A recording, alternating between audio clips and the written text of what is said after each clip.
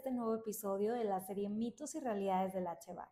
En esta ocasión hablaremos sobre los mitos y realidades de las ingenierías en la industria del aire acondicionado. Y para ello tenemos a dos invitados muy especiales. Nuestro primer invitado es máster en refrigeración y aire acondicionado. Cuenta con más de 26 años dentro de la industria y actualmente se desempeña como consultor, proyectista y formador de especialistas en HVAC-R.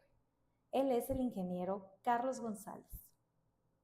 Y bueno, nuestro segundo invitado también es un invitado muy especial, con más de 35 años de experiencia como consultor dentro de la industria y como consultor de eficiencia energética. Actualmente es presidente del Consejo de Ivalca SADCB, una empresa de consultoría en el entorno construido sustentable y descarbonización.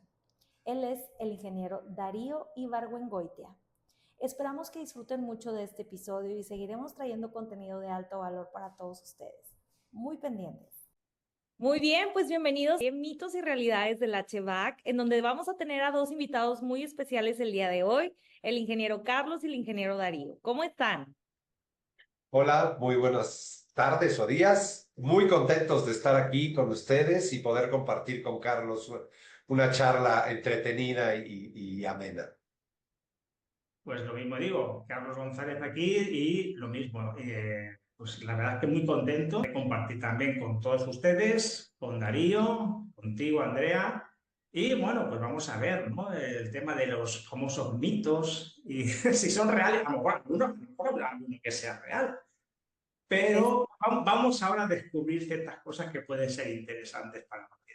Exactamente. Claro, y por supuesto, es algo que todos en la industria en general alguna vez nos hemos cuestionado o preguntado. Y uno de estos mitos en específico que a lo mejor me pueden detallar un poquito más el día de hoy es el de la ventilación no es importante en un sistema HVAC.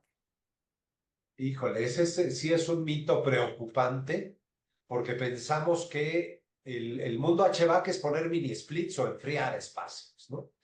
Siendo que son dos cosas muy diferentes, lograr confort térmico y lograr calidad del aire, pero las dos son fundamentales. Yo creo, si nos ponemos a revisar la cantidad de proyectos en todo México en donde no se ventila, argumentando una supuesta ventilación natural, es increíble. Y la cantidad de enfermedades potenciales que se generan dentro de los espacios a mí me asusta porque ni siquiera los reglamentos de construcción lo tenían. ¿Tú qué opinas, mi estimado Carlos? No, pues estoy completamente de acuerdo contigo. Mira, ya empezamos bien. Precisamente estoy muy de acuerdo.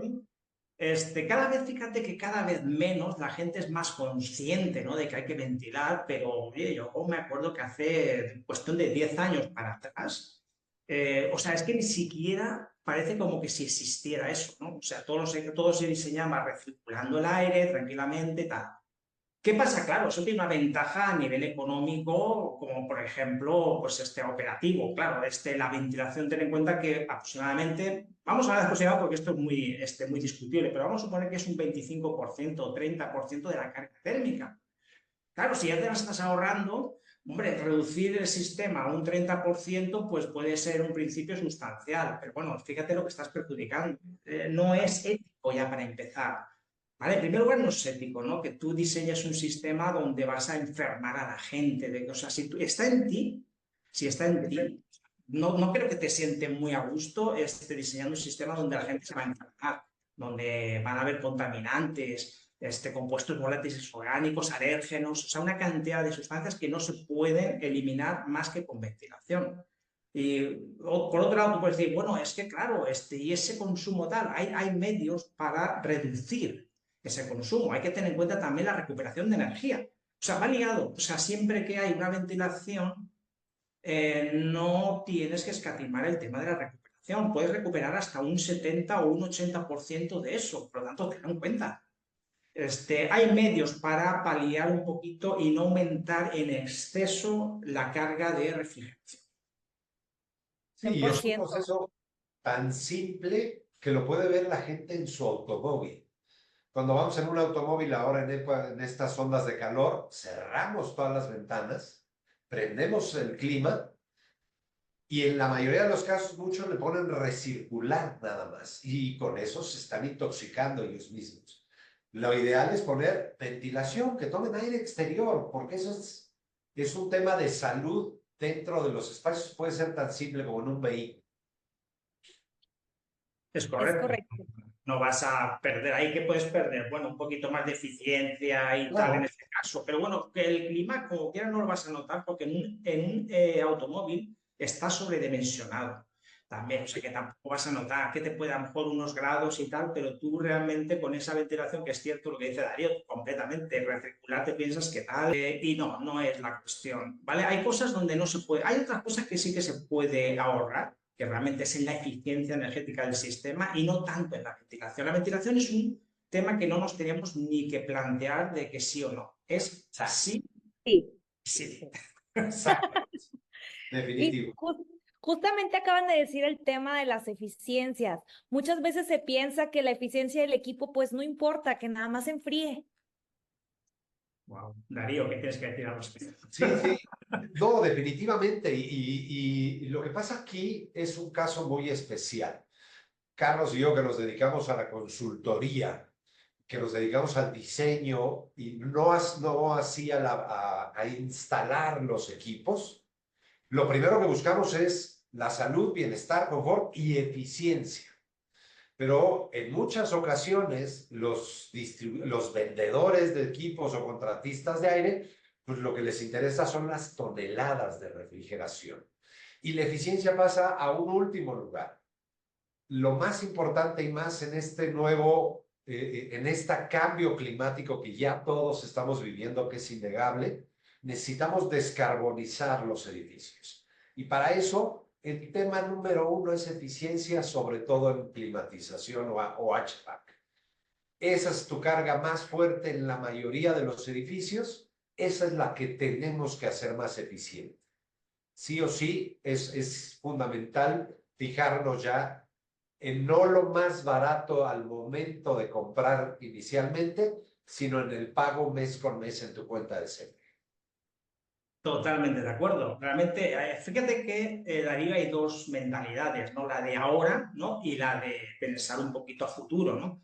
El que piensa ahora en qué va a pensar en los números de qué es lo que le cuesta en este momento su instalación, su proyecto y tal, sin pensar en todo lo que es operativo, mantenimiento, consumos, etcétera. Entonces, claro, no es lo mismo, claro, si tú inviertes un 10% más en un sistema más eficiente, pero tú piensas a 10 o 15 años y vas a tener un retorno del 20%, ya estás ganando 10.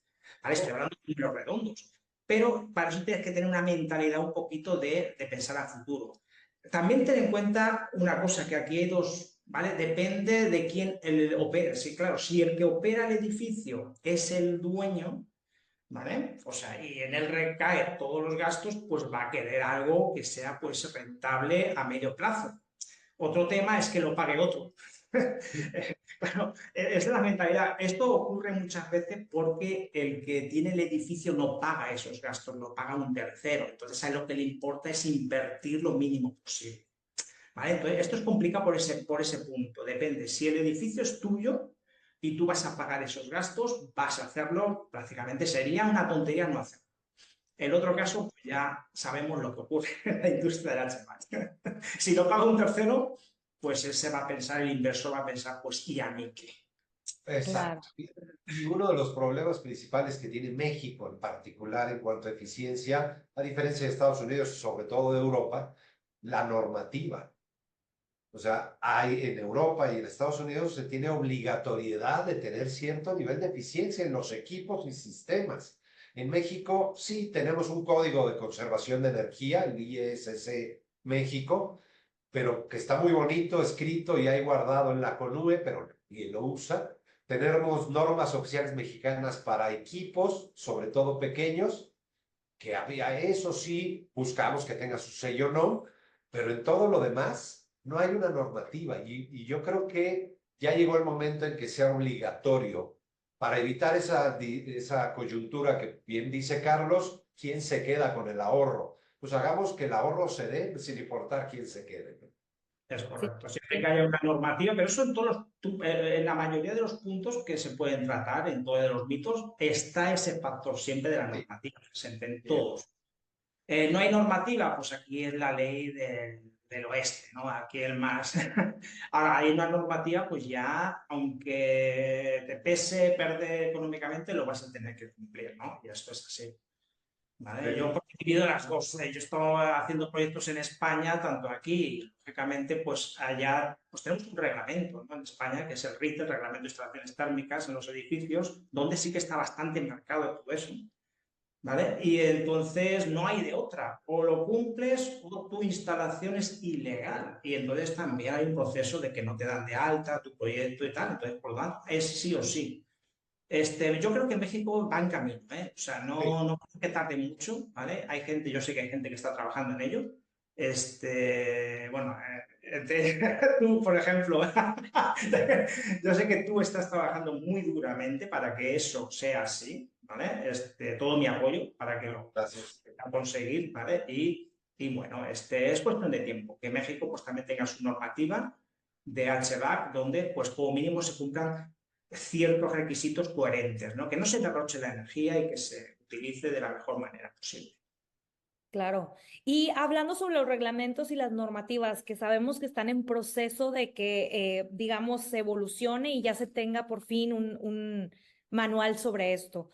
Actualmente, pues hay muchas reglas de dedo.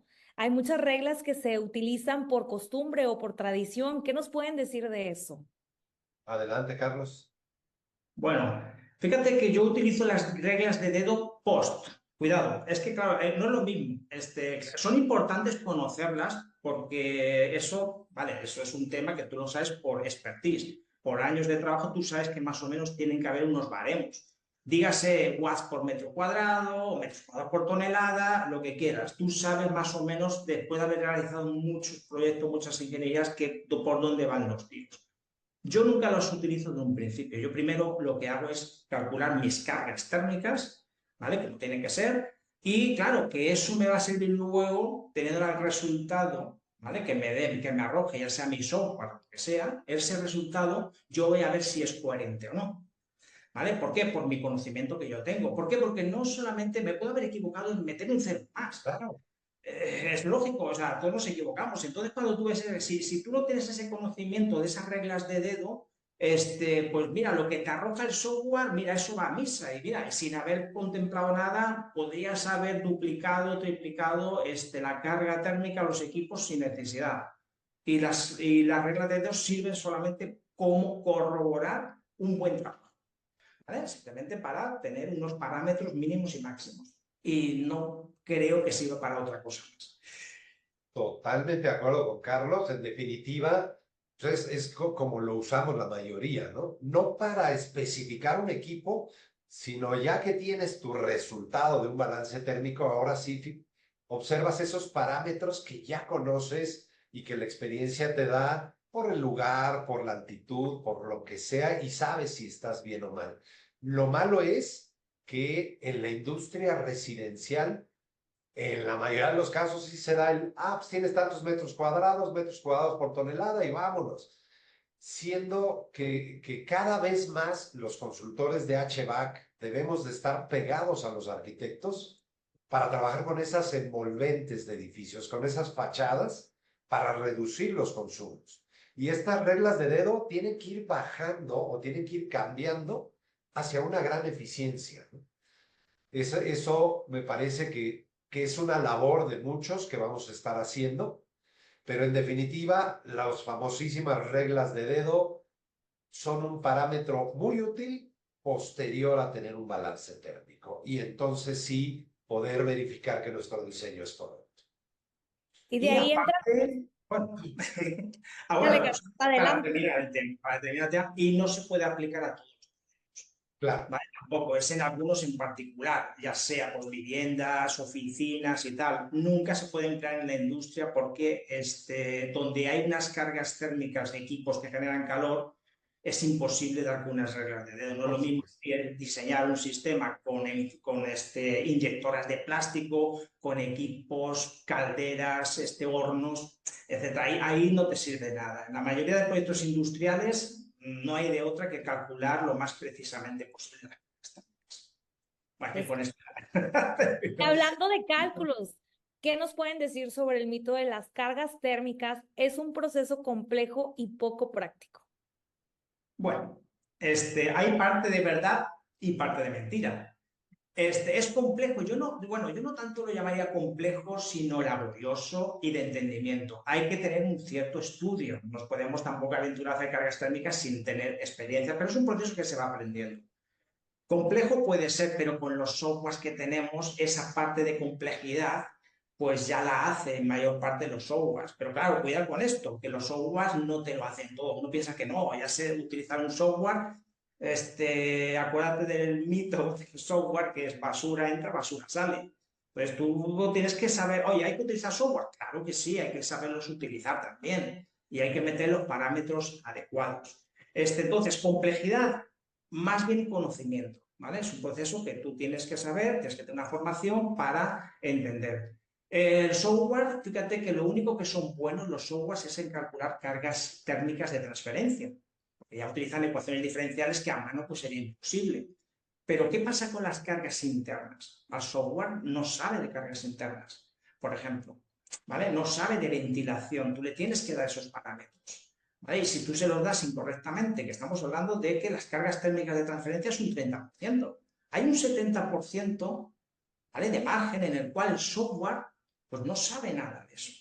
Y va a depender de lo que tú le introduzcas correctamente. Entonces, claro, por eso muchas veces también se habla de los softwares en cuanto a qué es mejor. Pues mira, además hay varios sistemas de calcular, el heat balance, el RTS, series radiantes. ¿Cuál es mejor? Pues la verdad es que es tan poca la diferencia que cualquiera que te calcule cualquier software es bueno. Es más bien la destreza del ingeniero en introducir esos parámetros que faltan, que el software no los conoce, que en sí, si es heat balance o si es RTS. ¿Vale? Los dos son sistemas.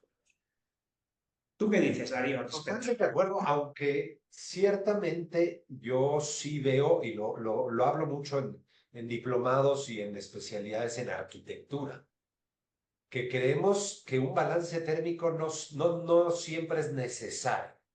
Y yo lo que les digo es, a ver, van a diseñar con bioclimática, sistemas pasivos, qué padre. Pero primero tiene que hacer un balance térmico.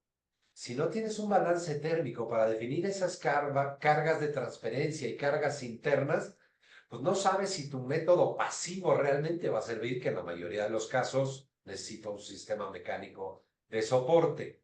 Es fundamental, yo cuando empecé me acuerdo muy bien que todos esos balances térmicos eran a mano y eran en hojitas y una hoja por habitación y tenías que sacar los coeficientes de transmisión térmica o la U o la R y analizar el asoleamiento, hacerlo a mano era una verdadera locura. Ciertamente en la radiación solar, las cargas internas es un proceso mucho más simple, hay muchos parámetros, pero hasta para la bioclimática se necesita iniciar con un balance térmico. Entonces es fundamental para cualquier proyecto grande, chiquito, mediano, que empiecen los arquitectos o a aprender o a contratar a gente que les ayude a hacer esos balances térmicos para cualquier edificación. No puede haber una que no se dé por ese método para saber si mi edificio va a alcanzar cierto nivel de confort. Vale, Correcto. ahora que has hablado del tema manual, pues bueno, bueno, mucha razón. Yo estoy desde los 90 diseñando cargas térmicas. Yo llevo casi 30 años en esto y yo me acuerdo que no habían, bueno, en esa época no habían buenos softwares, No, eran caros y tal. Y yo me tuve que hacer mis hojas de Excel con el famoso método CLTD, que ese me salvó la vida. Fíjate que es un método que es, para mí, el mejor que hay manualmente. Después de que salieran pues otros RTS y Heat Balance, ese fue un método que a mí me salvó la vida, o sea, entenderlo bien. Y aparte, fíjate que lo recomiendo que la gente lo conozca, lo sepa, aunque utilice software, porque te da la mente de cómo funciona todo. O sea, me parece un buen método didáctico para entender todo el proceso de las cargas térmicas, aunque luego ya no hace falta utilizarlas, pero es bueno conocerlo. Yo aprendí ahí y eso me sirvió mucho para entenderlo. Pues, yo utilizo, por ejemplo, ahora un software, lógicamente, pero me ayudó mucho el entender hacerlo a mano, ¿vale? Para no equivocarme después de utilizar un software. Un software no lo puedes utilizar sin tener antes previamente un conocimiento. Entonces yo, por ejemplo, animo a los ingenieros de HVAC que utilicen softwares que primero aprendan un poquito la base manual. Claro. Y el CLTD para mí es el único, ¿vale? El único, así como de aprendizaje didáctico. No sé tú qué dices al respecto. Tú, yo creo que también has utilizado a tus inicios o uno parecido. Sí, por supuesto, creé mis hojas de cálculo que en aquel entonces todavía no existía el Excel, si no era el Sí, Worksheet, y ya después en el Excel, y si no ha sido por ese método, no hubiéramos podido llegar a no, siquiera pensar en no, un no, balance térmico claramente. Una calculadora realista. imposible. Nos hubiéramos quedado con las famosas reglas de dedo que ya vimos que esas sí no son aplicables. Gracias a esas reglas de dedo vimos que nuestras hojas de cálculo sí eran posibles o eran adecuadas, ¿no? Es correcto. Y continuando con el tema de las cargas térmicas y hablando de proyectos chicos, medianos y grandes, se dice que las cargas térmicas son irrelevantes en edificios pequeños. Wow. Bueno, otra cosa. Bueno, yo creo que no hay edificios pequeños y edificios grandes cuando quieres precisión. Solamente hay que poner el caso. Tú estás en tu casa, es una casita pequeña y tal. ¿No te gustaría tener un confort, una calidad del aire ambiental, que tu diseño, aunque sea un mini split, que esté bien seleccionado y que no tengas que pasar calor o frío en invierno? Vaya, es que yo no le veo sentido. Yo, vaya, cualquier proyecto siempre utilizo un método científico de cargas térmicas. Cualquiera es lo mismo que sea pequeño o grande. De hecho, bueno, podría decir antes, vale. Es que claro, hay un antes y un después. O sea, ¿ya qué más te da si tienes un buen software de cálculo? ¿Qué más te da? Hacerlo más o menos bien.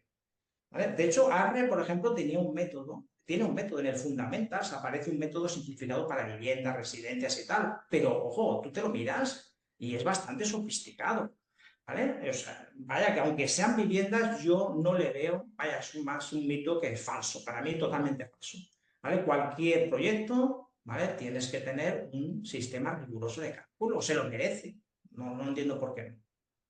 No, y totalmente de acuerdo contigo, Carlos. Y yo creo que el tema importante es simplemente lo que me puedo ahorrar, porque un edificio pequeño digo, pues le meto 2 toneladas, 3 toneladas y seguro da confort. Pues sí, pero me puedo ahorrar mucho dinero en esa inversión inicial haciendo un buen balance térmico, conociendo una carga real y es más, trabajando con el arquitecto para mejorar la eficiencia de esa pequeña edificación, que puede ser un retail, pueden ser mil cosas, le pongo aislamiento y reduzco esa carga esa carga térmica. Entonces mi equipo es mucho más chico, me ahorré un muy buen dinero en instalación y mes con mes en cargas eléctricas. Yo creo que todos deberíamos de decir, oye, sí necesito un balance térmico sin importar el tamaño de mi edificación. 100%. Y hablando sobre los estándares de ASHRAE, mucho se dice que todos diseñamos basados en ASHRAE. ¿Qué pueden decir al respecto?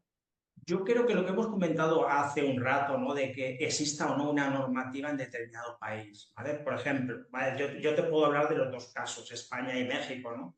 En México, fíjate que ASRAE sí que es lo que se conoce, hay un capítulo en Madrid, etcétera, pero es más como una referencia secundaria, ¿vale? Que sí se utiliza, pero no es tanto porque hay un reglamento, que es el RITE que ya lo había comentado antes. Entonces, primero centremos en de qué país estamos hablando. Estados Unidos, pues lógicamente es ASRA y bueno, y tiene sus códigos también, también pero bueno, no es todo ASRA, RITE y tal. Hay otros códigos como ISO. ISO tiene unas buenas normas que no aparecen ni en ASRA, por ejemplo.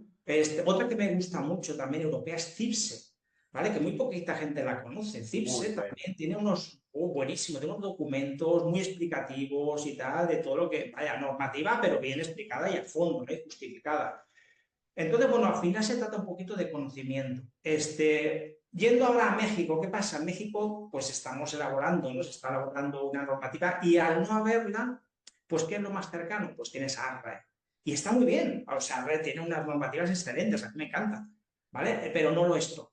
¿Vale? Entonces, simplemente, pero al final es eso, el desconocimiento, ¿no? El desconocimiento es lo que te hace, pues, amarrarte de una normativa a otra, que primero pillas. Oye, es mejor ARRA que no nada. Pero también es cierto, ¿vale? Por eso es un mito, verdad y mentira, es a medias, ¿no? O sea, ARRA está muy bien, tiene muy buenos documentos, pero también hay otros que nos podemos aplicar también, ¿vale? Entonces, Sí, bueno, al final es eso, ¿no, Darío? coincido con Carlos. Fíjate que yo diría que quien trajo a la moda, vamos a llamarlo así, entre comillas, el ARRA a México fue las certificaciones LEED. ¿Por qué? Porque están basadas, por ser una certificación americana, está basado en estándares americanos. Y entonces tú le preguntas a los consultores cuando uno hace un proceso de comisionamiento y le dices a los diseñadores, oye, ¿estás usando el ARRAE? Sí, claro, yo uso todos los estándares del ARRAE. Ok. Y al día siguiente te dice, oye, ¿tienes una copia que me mandes porque no lo quiero comprar? Y dices, no, pues son tus herramientas, ¿no? Claro. Ciertamente hay, no es la panacea, no es el mejor y mucho de lo que hemos trabajado en el 11, que es el Organismo Nacional de la Normalización en México, es buscar cómo tener normas mexicanas escritas por mexicanos, basados en ISO, como bien dice Carlos, basados en CIPSE, inclusive, que a mí me encanta.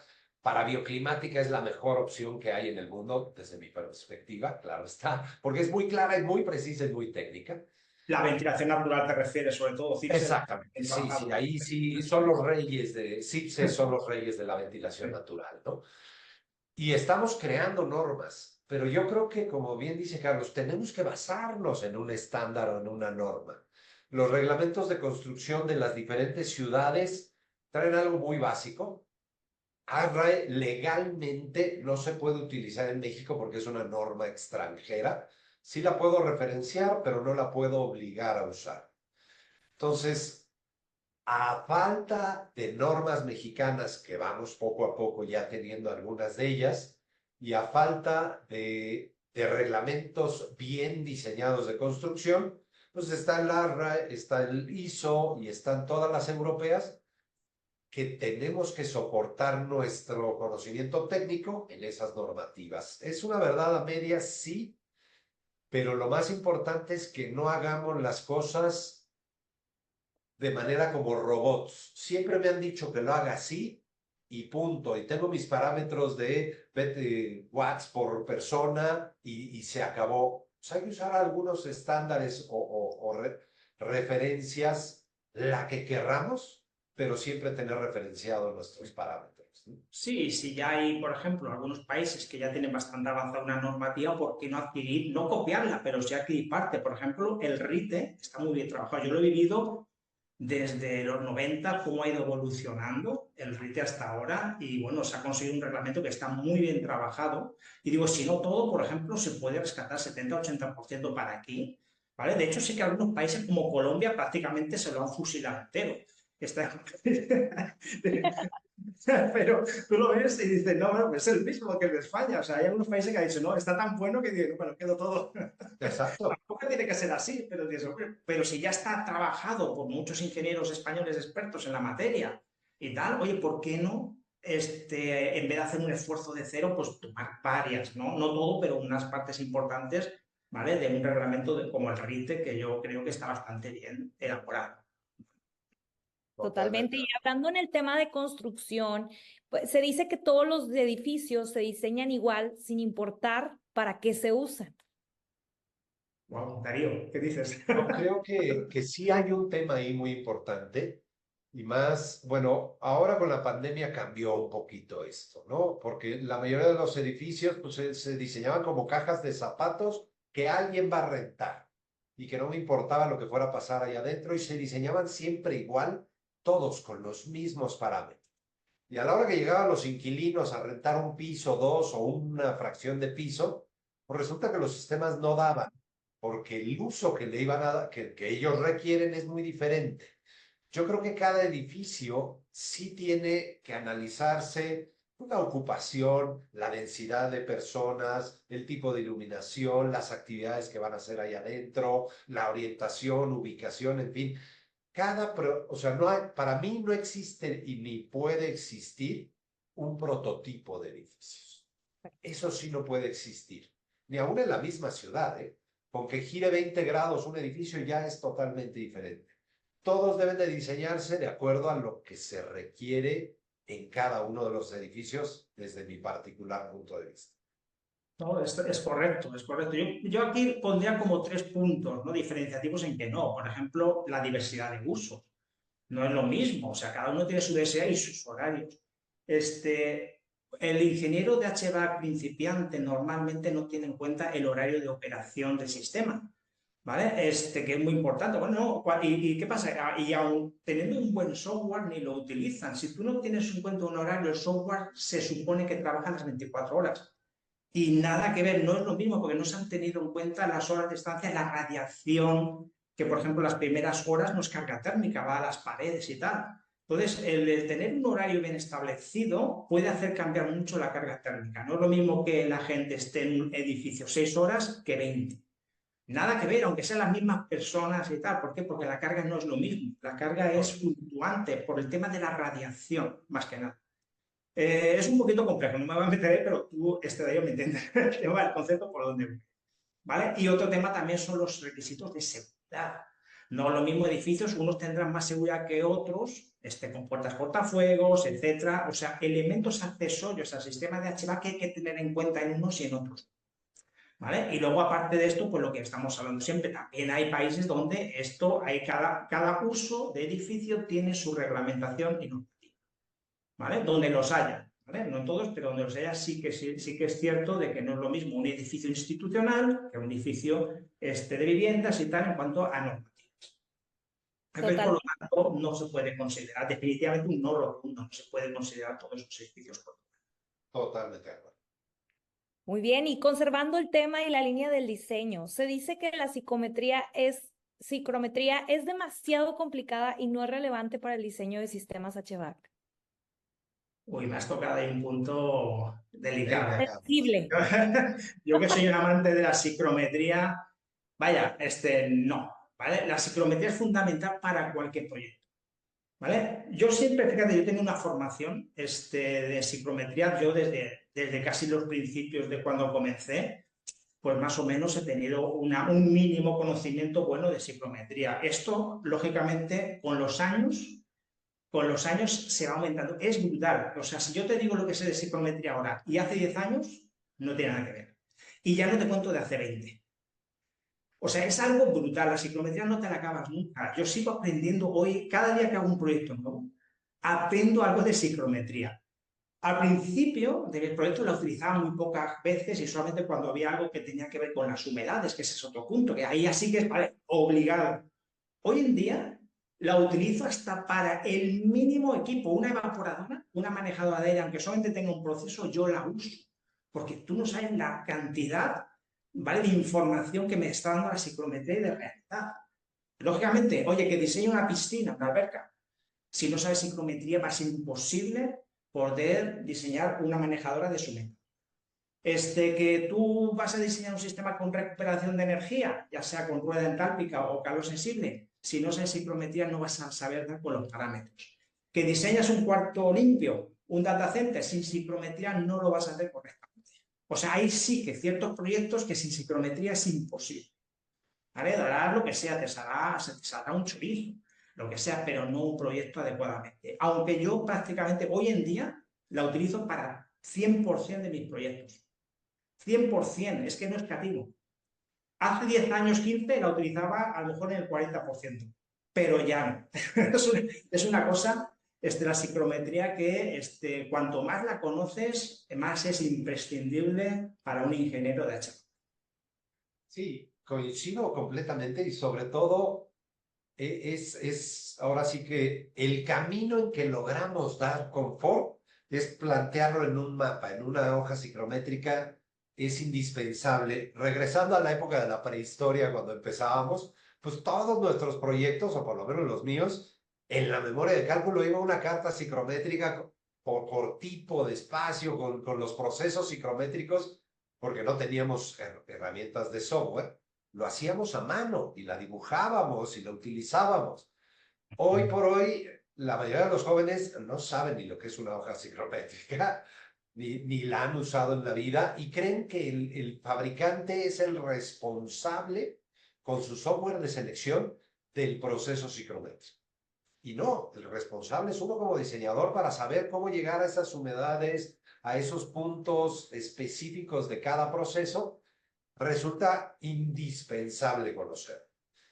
Y el problema es que cada vez lo usamos menos y cada vez lo conocemos menos.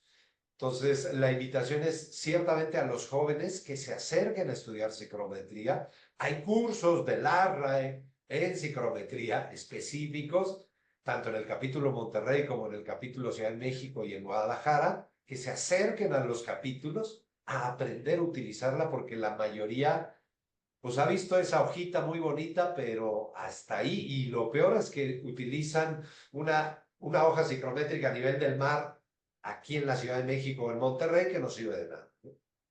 Totalmente.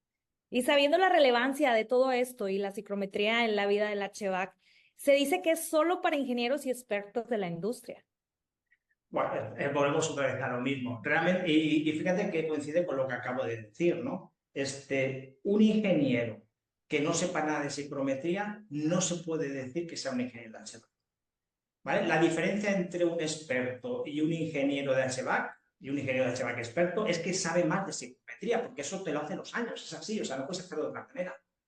Pero para que uno sea mínimo un junior en ingeniería de HVAC, tiene que saber los principios básicos de psicometría. Si no, todavía no eres ni siquiera ingeniero de HVAC. Ahora bien, ya para ser experto, lógicamente tendrás que saber mucha más psicometría. Pero yo no la sabía, toda la psicometría que yo conozco ahora, pues es que lo digo abiertamente, yo no la conocía hace 20 años ni 10. O sea, es un proceso que tú vas aprendiendo porque es abismal el campo, sobre todo no solamente de la psicometría, en el campo del HVAC, las cosas se aprenden pues a base de hacer proyectos, de experiencia, y no hay otra manera, no hay un camino corto. No puede decir alguien que tenga 5 años en el mundo del HVAC que sea un experto. A mí me da miedo hasta decirlo. Yo tengo casi 30 años y lo reconozco ahora abiertamente. Sigo aprendiendo. No dejo de aprender. Soy un aprendiz del HVAC. O sea, yo ahora soy aprendiz y contento de que siga aprendiendo, porque es que si no, qué aburrimiento que se me ha acabado. Me gusta que siempre hayan cosas nuevas. Entonces, un proyectista de HVAC tiene que tener un espíritu siempre de aprender y un mínimo conocimiento en todo. Ya se hará con la experiencia, con los años, expertise, pero no hay expertos en HVAC que no, o sea, no hay y principiantes de HVAC que digan, no, como soy principiante no tengo que saber psicometría. Totalmente falso. No, no, y coincido, y lo estábamos diciendo, ¿no? O sea, si nos queremos dedicar al aire acondicionado, que es un negocio maravilloso, ojalá y los jóvenes, desde que estén estudiando ingeniería, lo vean como lo que realmente es, y cada vez más. Porque no hay ninguna universidad que te dé la carrera, por lo menos en México, la carrera de aire acondicionado, no lo existe, es ingeniero mecánico, químico, etcétera, etcétera. Pero si nos queremos dedicar al aire acondicionado, tenemos que aprender lo que es psicometría. Y no dejamos de aprender, como bien dice Carlos, día con día tenemos que seguir estudiando, tenemos que entenderlo y analizarlo, no esperando que el fabricante nos resuelva, no esperando que el contratista sea su bronca. Nosotros tenemos que especificar muy bien, y para poder especificar es a través de todo el conocimiento de psicometría, entender qué pasa con el aire en cada punto de tu proceso, de tu sistema, para poder estar seguro de que estás ofreciendo la solución adecuada. Es fundamental que los jóvenes empiecen a aprender esa psicometría. Insisto, hay muchas formas de aprenderlo. Una puede ser autodidacta, como la mayoría de los que estamos aquí, pero otra puede ser con cursos, acercarse, revisar. Ahora la internet ya es una maravilla. Acerquémonos a procesos psicométricos, entendamos lo que es y hagamos diseños que realmente den soluciones eficaces y eficientes para cada proyecto.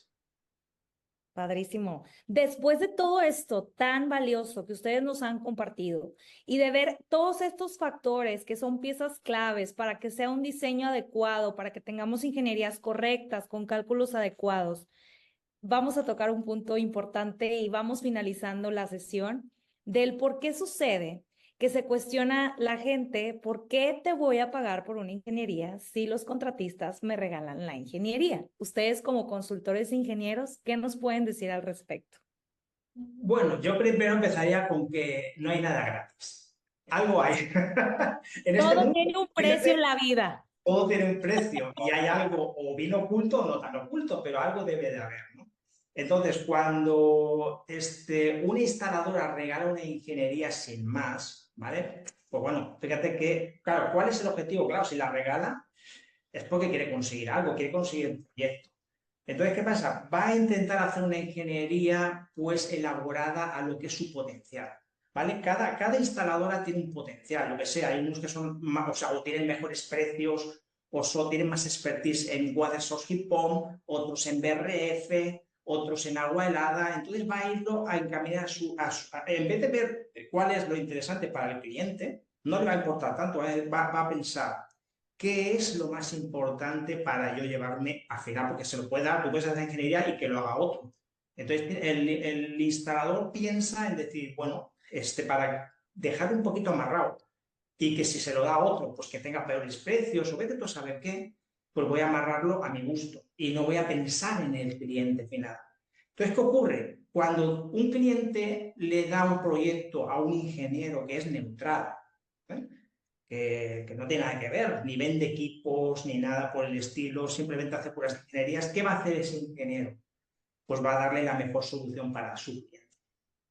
Va a hacerle un buen catálogo de conceptos, donde puedan participar con ese mismo catálogo todas las demás instaladoras y en las mismas condiciones. No va a haber necesidad de hacer no sé si las llamadas o más llamadas ingenierías de valor, que no es más que una excusa para llevarte ese proyecto a tu otro campo cuando lo cotiza otra instaladora diferente. Entonces hay una serie de cosas que al final el cliente final es el que paga la ingeniería, pero no la paga la ingeniería, la paga con creces, la paga multiplicada por 10. Al final, si se piensa que va a haber un ahorro, lo que va a haber es un gasto, ¿vale? Porque le va a costar más la ejecución. Entonces, desde mi punto de vista, debería de estar bien separado lo que es el proyectista de lo que es el instalador. No tiene que haber intereses entre ambos. Y el fabricante, por otro lado, una cosa es el proyectista, otra cosa es el instalador, otra cosa es el fabricante, y tiene que ir cada uno, no, o sea, sin cruzar, sin haber cruce de intereses. Porque al final el que pierde ahí es el cliente final. No podré estar más de acuerdo con Carlos. Definitivamente, hoy por hoy, yo sí soy un convencido de que los procesos de diseño de edificios nuevos tienen que ser procesos de diseño integrativo. Es decir, estar involucrados el dueño, arquitectos y todas las ingenierías desde un inicio, con la capacidad de hacer ingeniería y de encontrar las mejores soluciones para cada uno. Si yo no voy a pagar el diseño y me lo van a regalar, la gente lo va a hacer lo más rápido posible y lo que más le convenga a la contratista, no buscando el bien del dueño, ni mucho menos de un proceso de diseño integrativo, ni pensando en eficiencias, ni en descarbonización, ni en nada de eso. Soy un convencido, y ya llevo muchos años como consultor también independiente, en que lo primero es hacer un muy buen diseño. Si me equivoco en el diseño, es muy fácil borrar líneas del software y volverlas a trazar. Si no hago un diseño correcto y empieza el contratista a desarrollarlo, es muy caro cambiar ductos, tuberías, etc. Y peor aún, si no funciona, es terrible. Un buen diseño se tiene que pagar porque me va a ahorrar un dineral en el proceso de procura o de venta de equipos y de instalación y puesta en marcha. Y eso lo hemos visto en una cantidad de proyectos impresionantes. Y me encanta tu frase que dijiste, Carlos, de la famosa ingeniería de valor, que no es otra cosa más que llevarlo a otro lado, a otra tecnología, porque no es, yo siempre digo, es abaratarlo a como dé lugar. Correcto. En vez de darle el servicio de una ingeniería que sí sirva y que esté yo segura y de la cual yo soy responsable como diseñador, además. Y cuando algo falla, si alguien lo regaló, pues no hay nadie responsable, porque es la misma empresa, la contratista y el diseñador, y en vez de tratar de encontrar soluciones, van a tapar vicios ocultos y el cliente va a terminar pagando los platos. Así es. Totalmente. Muy bien, los famosos apagafuegos, después de que ya está todo el Exactamente. incendio. Perfecto. Pues no quisiera despedirme sin antes agradecerles por su valioso tiempo y por habernos compartido su conocimiento con esta sesión, este episodio de mitos y realidades de las ingenierías HVAC. Y antes de despedirnos, quisiera pedirles si nos pueden compartir un consejo, un mensaje, algo de todo lo que revisamos el día de hoy y estuvimos dialogando a toda la audiencia, algo que ustedes quisieran decirles. Bueno, yo diría, por ejemplo, al iniciado, ¿no? Bueno, porque nos están viendo, pues, tanto principiantes como expertos y tal. Ya lo he dicho antes, pero realmente este mundo del HVAC, sobre todo hay otras carreras que a lo mejor no tanto, pero esta es de aprendizaje continuo. Siempre hay innovación, siempre hay cosas nuevas, nunca terminas, nunca puedes decir que ya sabes lo suficiente. Os animo a que el que se meta en este campo, lo siento mucho por él, pero va a tener que estudiar hasta que se jubile y más. Es así, no le queda de otra. Mi consejo es que iros preparando, pero las recompensas son muy buenas. ¿Vale? El conocimiento, todo lo que te aporta esta gran especialidad que es el aire acondicionado, la verdad es que te da más cosas buenas que malas. ¿Vale? Es una especialidad para mí, yo desde que la conocí, ¿vale? Y no era mi campo inicial. Yo cuando estudié ingeniería, yo quería ser estructurista. De hecho, yo soy especialista en estructuras metálicas y de hormigón armado. Lo que pasa es que hice un máster de 2 años de refrigeración y aire acondicionado y cuando vi todo eso, digo, no, no, esto es lo mío. O sea, pues, claro, o te gusta desde un principio, si te gusta es tu Sí. pasión y ya no lo vas a poder dejar más. Pero cuidado, un aviso para los que empiezan. Nunca vais a dejar de aprender y no podéis dormir. ¿Vale? Es aprendizaje de por vida y estudiar mucho, mucho cada día, cada día, cada día. Ese es mi consejo. Muchas gracias, Carlos. Y lo que me parece fundamental, coincido con Carlos, siempre hay que estarse preparando y estudiando, pero algo que he dicho en algunas de mis charlas, pensemos que nosotros como especialistas o expertos en HVAC tenemos parte de la responsabilidad de la salud y bienestar de los usuarios de cada edificio.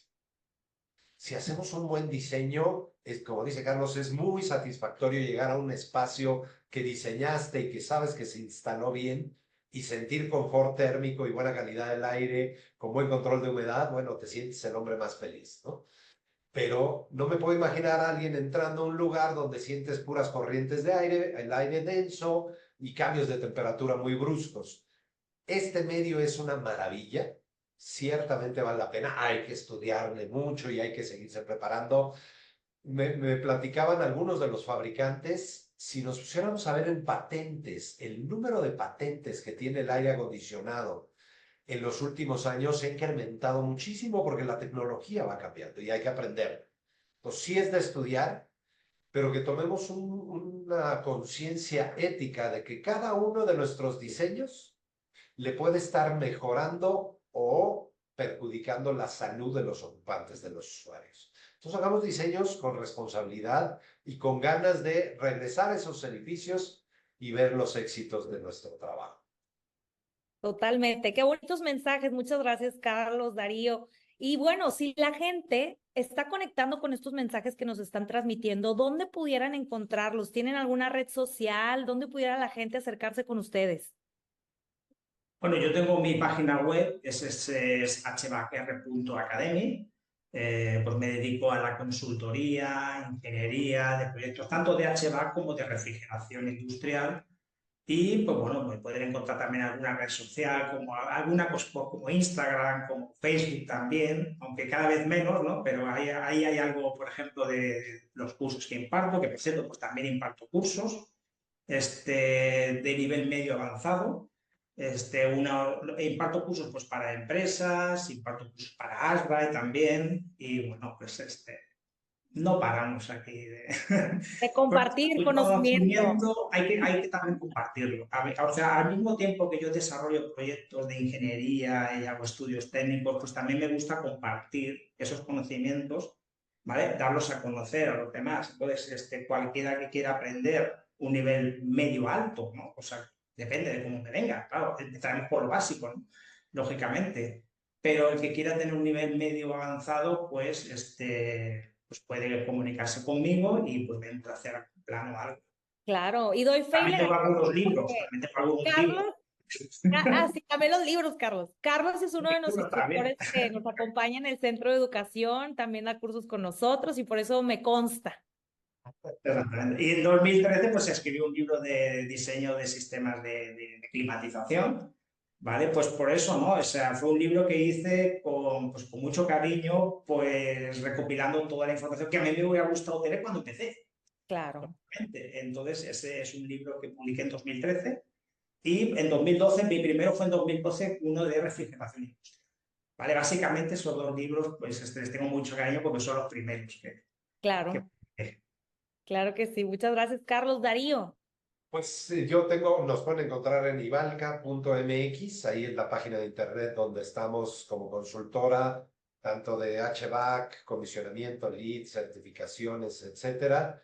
Estoy en Instagram como Dave Argüengoitia, en LinkedIn, en X, antes Twitter, y también muy abierto a toda la gente que quiera trabajar en normatividad y cómo mejorar.